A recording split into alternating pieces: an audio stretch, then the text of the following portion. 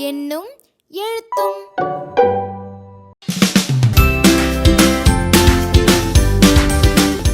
செய்து மகிழ்வோம் 5. 0 அறிமுகம். கருத்துருவாக்க தருணம்.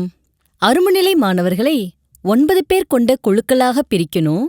மேசையின் மீது காற்று நிரப்பப்பட்ட 9 பலூன்களை வைத்து அதன் எண்ணிக்கையை கேட்டு உறுதிப்படுத்திக் கொள்ளணும்.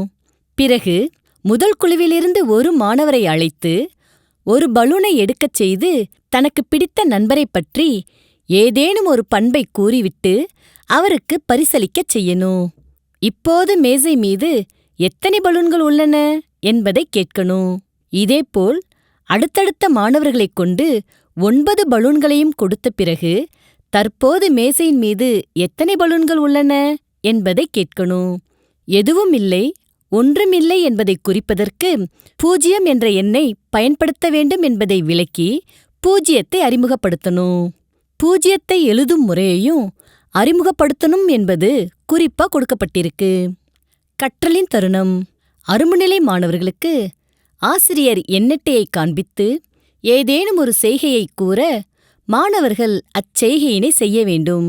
எடுத்துக்காட்டா, 1 முறை காதுகளைத் தொடவும் 2 முறை நெற்றியைத் தொடவும் என்று கூறும்பொழுது மாணவர்கள் அவ்வாறே செய்து காண்பிக்கணும்.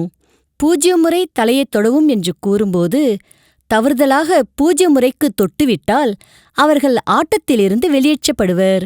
0 பற்றி தெளிவான புரிதல் மாணவர்களிடம் ஏற்படும் வரை இதே விளையாட்டை தொடர்ந்து விளையாடச் செய்யணும்.